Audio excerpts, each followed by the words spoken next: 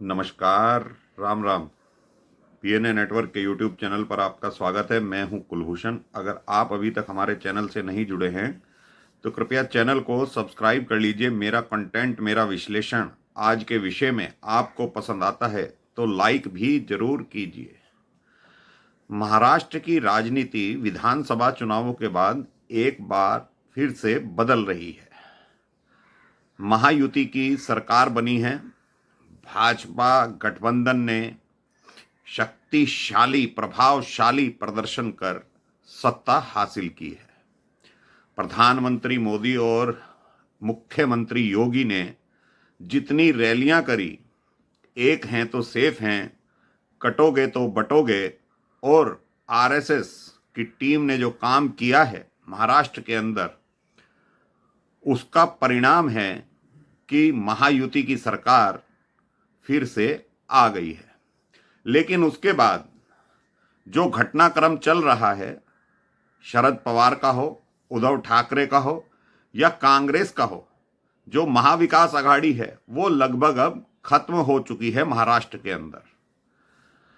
उससे कुछ दिन पहले या कुछ महीने पहले महाराष्ट्र में लोकसभा के जो चुनाव के परिणाम आए थे, उसमें महाविकास आघाड़ी ने बहुत बड़ी जीत दर्ज की थी। तो लग रहा था कि विधानसभा चुनावों में महाविकास आघाड़ी अच्छा प्रदर्शन कर सकती है, लेकिन ऐसा हुआ नहीं। महायुति की सरकार बनी। तो धीरे धीरे अब ये कयास लगाए जा रहे थे कि देवेंद्र फडणवीस जो मुख्यमंत्री हैं, वो उद्धव ठाकरे के सांसद और शरद पवार के सांसद, उनसे संपर्क कर रहे हैं और वो भाजपा में शामिल होना चाहते हैं। तो शरद पवार तो महाराष्ट्र के चाणक्य कहा करते हैं लोग उन्हें। तो चाणक्य को जब ये पता लगा, शरद पवार को, कि उनके सांसद और उनके विधायक अब उनके कहने सुनने से बाहर हो रहे हैं, और संजय राउत का भी बयान आया जो वो मुख्यमंत्री देवेंद्र फडणवीस की तारीफ कर रहे हैं और अपने मुखपत्र सामना में कर रहे हैं, तो ये अपने आप में बहुत बड़ी बात है कि महाविकास आघाड़ी के ये घटक दल, उद्धव ठाकरे का दल और शरद पवार का दल, अब ये भाजपा से नजदीकी बनाने में जुटे हुए हैं। शरद पवार ने तो आरएसएस की भी तारीफ करी और अपने कार्यकर्ताओं को कहा कि आरएसएस से कुछ सीखना चाहिए, किस तरह से संगठन का कार्य होता है, किस तरह से घर घर जाकर लोगों से राय मशविरा करना पड़ता है। तो शरद पवार तो समझ रहे हैं कि ये उनका शायद आखिरी चुनाव हो विधानसभा का, क्योंकि शरद पवार उस उम्र के पड़ाव पर आ गए हैं जहां पर राजनीति भी खत्म हो जाती है और सोचने समझने की शक्ति भी खत्म हो जाती है। तो शरद पवार चाहते हैं कि उनकी पुत्री सुप्रिया सुले का भविष्य वो निर्धारित कर दें। पिछली बार भी जब नरेंद्र मोदी की सरकार बनी थी 2019 में, उस वक्त भी शरद पवार चाहते थे कि सुप्रिया सुले केंद्र में मंत्री बन जाएं। नजदीकियां बढ़ने भी लगी थी, लेकिन क्या कारण बने कि शरद पवार ने पलटी मार दी। तो ऐसे ही उद्धव ठाकरे जब मुख्यमंत्री बनते हैं 2019 में, भाजपा के साथ मिलकर चुनाव लड़ा, लेकिन जैसे ही चुनाव परिणाम आए तो उन्होंने भी पलटी मार दी और कहने लगे कि मुझे मुख्यमंत्री बनाने के लिए अमित शाह ने बात रखी थी 2.5 वर्ष के लिए मुख्यमंत्री एक बार भाजपा का और एक बार शिवसेना का बनेगा। तो उद्धव ठाकरे, संजय राउत और शरद पवार मिलते हैं और महाविकास आघाड़ी की सरकार बना देते हैं। उससे पहले शरद पवार के भतीजे वो देवेंद्र फडणवीस के साथ मिल जाते हैं और एक दिन के लिए उप मुख्यमंत्री बन जाते हैं। तो ये सारा घटनाक्रम उस वक्त महाराष्ट्र की राजनीति में 2019 से चला था, लेकिन अब वो बिल्कुल समाप्त हो चुका है। और ताजा घटनाक्रम यह है दोस्तों कि अमित शाह महाराष्ट्र के दौरे पर थे। भाजपा के लोगों से उन्होंने मुलाकात करी, मंत्रिमंडल से मुलाकात करी, जो महायुति के तीनों घटक दल हैं उनके नेताओं से बात करी, और महाराष्ट्र में जो भाजपा के बड़े नेता हैं उनकी बैठक में जब अमित शाह कह रहे थे कि हमें धोखेबाज लोगों से बचना है और साफ साफ इशारा कर रहे थे, घटनाक्रम बताया उन्होंने कि किस तरह से उद्धव ठाकरे ने 2019 में उनके साथ धोखा करके कांग्रेस से हाथ मिलाकर सरकार बना ली थी।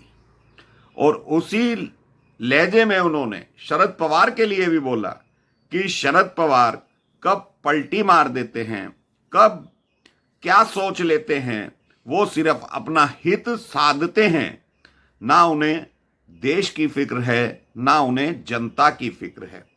तो इन दोनों लोगों का जिक्र करते हुए अमित शाह ने अपना संगठन मजबूत करने की बात कही। और अब बीएमसी के चुनाव भी आने वाले हैं, महाराष्ट्र में नगर पालिकाओं के चुनाव निकट भविष्य में हैं, तो उधर देवेंद्र फडणवीस ने भी ऐलान कर दिया कि हम बीएमसी का चुनाव अकेले लड़ेंगे, ना कि किसी के साथ मिलकर लड़ेंगे। तो जो संजय राउत सामना में देवेंद्र फडणवीस की तारीफ कर रहे थे और शरद पवार प्रधानमंत्री मोदी की तारीफ कर रहे हैं, आरएसएस की तारीफ कर रहे हैं, नजदीकियां बढ़ा रहे हैं एनडीए के पास आने के लिए, तो अमित शाह ने वो काम कर दिया जिसकी कोई कल्पना नहीं कर रहा था। मीडिया चैनलों पर, सोशल मीडिया पर यह बात सामने आ रही थी कि ये दोनों घटक दल या तो एनडीए में आएंगे या ये भाजपा में विलय कर लेंगे, लेकिन अमित शाह ने एक ही दांव से दोनों को पटकनी दे दी।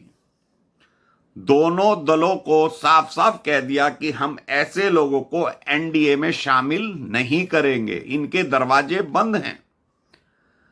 वैसे तो राजनीति में ना कोई दोस्त होता है ना कोई शत्रु होता है, समय के हिसाब से निर्णय किए जाते हैं। तो अमित शाह को भी हिंदुस्तान की राजनीति का चाणक्य कहा जाता है। 2014 में कौन सोचता था कि नरेंद्र मोदी पूर्ण बहुमत से आ जाएंगे, 2019 में उससे भी अधिक बहुमत से आ जाएंगे। तो ये अमित शाह का ही खेल था जो उत्तर प्रदेश में अपने दम पर भाजपा ने सफलता हासिल की थी, और उत्तर प्रदेश से ही दिल्ली का रास्ता निकलता है केंद्र की गद्दी का।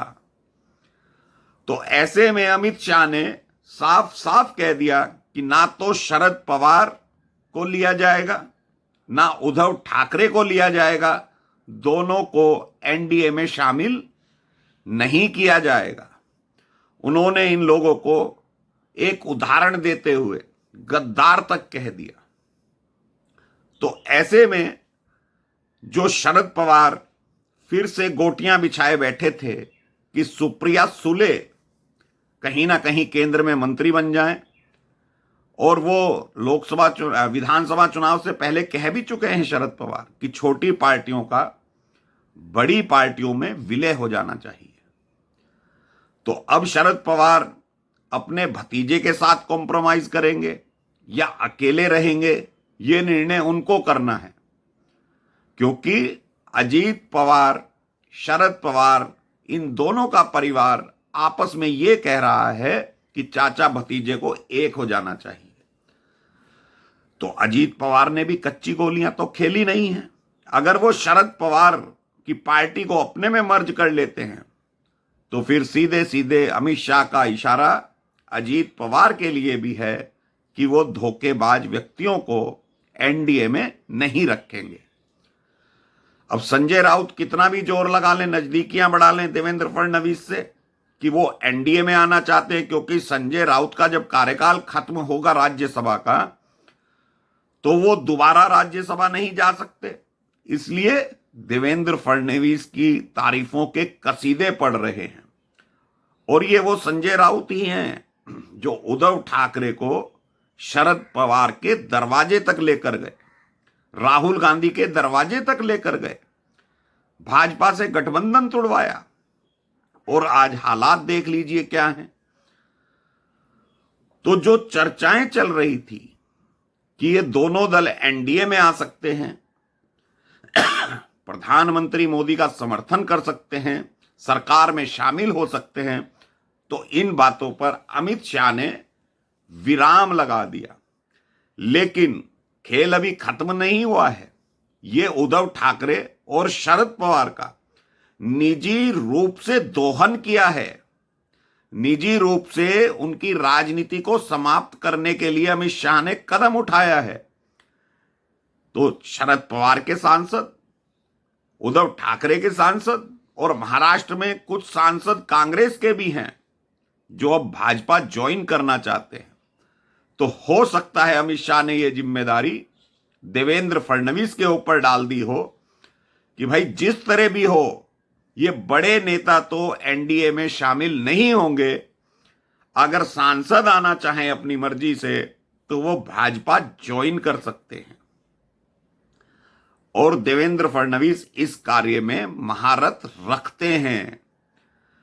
किस तरह से उन्होंने एकनाथ शिंदे को शिवसेना से तोड़ दिया, अजीत पवार को शरद पवार से तोड़ दिया और महाराष्ट्र में सरकार बनाई थी। भले ही देवेंद्र फडणवीस उस वक्त मुख्यमंत्री नहीं बन सके, लेकिन जो उन्होंने मेहनत करी है महाराष्ट्र के अंदर, जो गुणा भाग किया है राजनीति का, किस तरह से अपनी कौशलता दिखाई है राजनीति की, तो आज 132 विधानसभा सीट जीतकर भाजपा अपने दम पर भी सरकार बना सकती थी। लेकिन देवेंद्र फडणवीस ने अकेले सरकार बनाना उचित नहीं समझा। एकनाथ शिंदे और अजीत पवार को अपने साथ मिलाए रखा। तो अब शरद पवार के सांसद, उद्धव ठाकरे के सांसद, इन पर नजर है देवेंद्र फडणवीस की, क्योंकि ये एक एक करके सांसद इनके मुलाकात भी कर रहे हैं। और ये कब भाजपा में शामिल हो जाएंगे अपना अलग गुट बनाकर, ये अभी कहा नहीं जा सकता। लेकिन ये तय है, शरद पवार की पार्टी हो या उद्धव ठाकरे की पार्टी हो, एक तरह से फिर से ये टूटने के कगार पर है और इनके सांसद और विधायक कहीं ना कहीं भाजपा में शामिल हो सकते हैं। तो एक दांव अमित शाह का दरवाजे बंद कर दिए उद्धव ठाकरे के लिए, शरद पवार के लिए कि आप बड़े नेता हैं तो घर पर रहिए, हमें तुम्हारी जरूरत नहीं है। लेकिन सोशल मीडिया और दलाल मीडिया क्या कह रही है? चाणक्य लग गए हैं भाजपा को लोकसभा में बहुमत दिलाने के लिए। तो वो तो साफ साफ कह रहे हैं अमित शाह, हमें इनकी जरूरत ही नहीं है। और एनडीए आज अपने आप में मजबूती के साथ खड़ा हुआ है। चाहे चंद्रबाबू नायडू हो, चाहे नीतीश कुमार हो, दोनों प्रधानमंत्री मोदी की तारीफ करते नहीं थकते। तो महाराष्ट्र की राजनीति में बीजेपी नंबर 1 पार्टी बन चुकी है और आने वाले बीएमसी चुनावों में भी भाजपा अपने दम पर ताल ठोकेगी। तो दोस्तों, अभी के लिए इतना ही। मेरा कंटेंट, मेरा विश्लेषण आपको पसंद आए तो लाइक जरूर कीजिएगा, चैनल को सब्सक्राइब कर लीजिएगा, बेल आइकॉन जरूर दबा लीजिए। धन्यवाद। नमस्कार। भारत माता की जय।